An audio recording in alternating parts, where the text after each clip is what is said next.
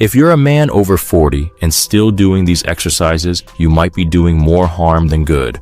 The older we get, the more susceptible we become to injuries. While this doesn't mean we shouldn't train hard in the gym, it does mean we need to be a little more cautious about the exercises we select.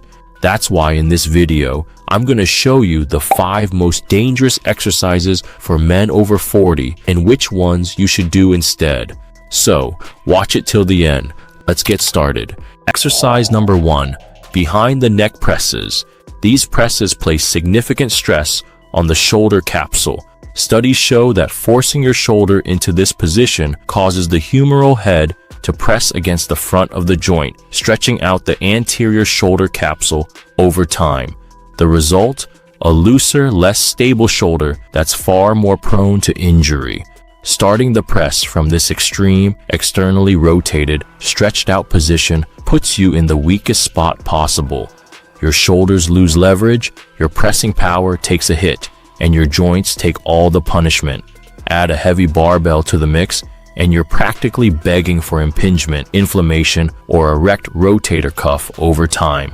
That constant strain wears down on your shoulders, turning minor aches into chronic pain or serious joint damage, especially for those who've already put years of wear and tear on their joints. As we age, flexibility and mobility naturally decline. So instead of compromising your shoulders and increasing the likelihood of injury, perform a more traditional shoulder press where you're bringing the bar to the front of your torso. I recommend the seated Smith machine shoulder press, as this variation provides stability and allows you to lift heavier. Exercise number 2, behind the neck pull downs. According to one study, wide grip front pull downs outperform behind the neck pull downs in activating the lats, posterior delts, and teres major. Not only is this movement less effective for building muscle, but it forces you into an awkward, mechanically disadvantaged position where you'll be forced to use lighter loads. The excessive external rotation at the bottom can put undue strain on the rotator cuff, muscles, and tendons, especially if your mobility isn't what it used to be. Maintaining proper form during these is also challenging, making it easier to lose control of the weight and thus lose significant stimulus on the lats and other back muscles. For a safer alternative, simply shift from pulling down behind the neck to pulling down in front of you. Traditional lat pull downs not only provide better muscle activation, but also remove unneeded stress from your shoulders.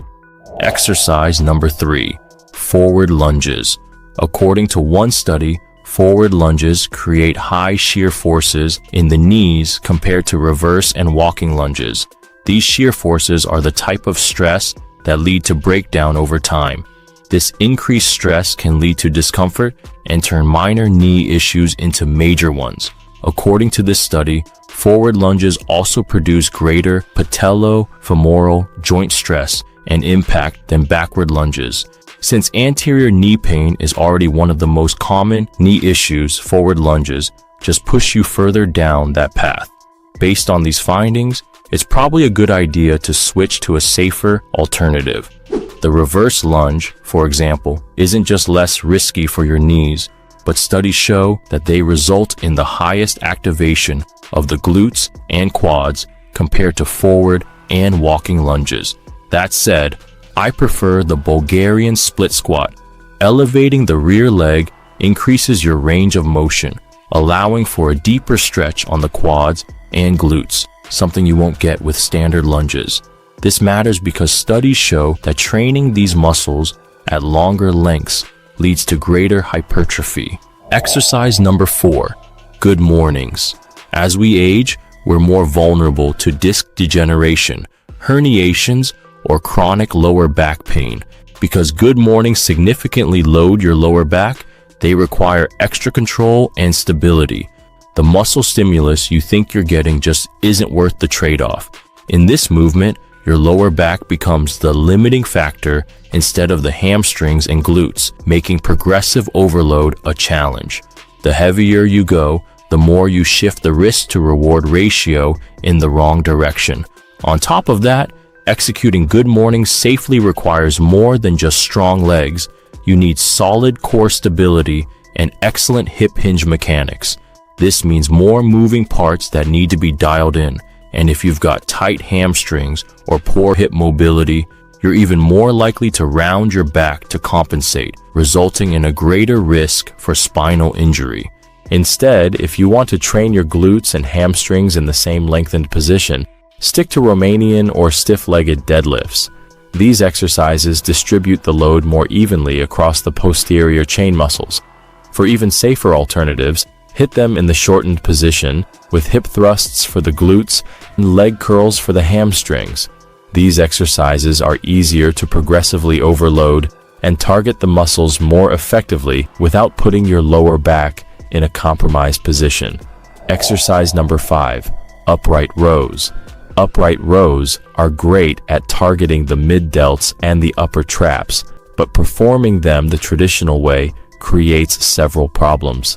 A fixed bar locks your hands into a rigid position, limiting movement not just in the wrists but also at the elbows and shoulders. Without the ability to naturally adjust, your joints are forced into a constrained motion as you drive your elbows up and bring the bar close to your chin. Two things happen. First, the humeral head jams into the shoulder socket, compressing the soft tissues in the subacromial space. This restricts movement and increases joint stress, making it harder for the rotator cuff to stabilize the shoulder properly. Second, the acromion grinds against a rotator cuff tendon, creating friction that can lead to inflammation, pain, and long-term tendon damage. Over time, this combination of joint compression and direct tendon irritation raises the risk of shoulder impingement and mobility issues. If that wasn't bad enough, upright rows mimic the Hawkins-Kennedy test, a movement doctors use to intentionally provoke impingement symptoms. The same motion used to diagnose shoulder impingement is exactly what you're doing with every rep. So if you want the reward without the risk, perform these with a wide grip, as this not only targets the traps and delts better, but also lessens the internal rotation of the humerus. To take it a step further, use dumbbells to allow more freedom of movement at the wrists and shoulders, reducing the probability of aches and impingements. Once more, to make these even safer, stop at shoulder height, as injury from this exercise often occurs above this point. So there you have it. 5 most dangerous exercises men over 40 should stop doing.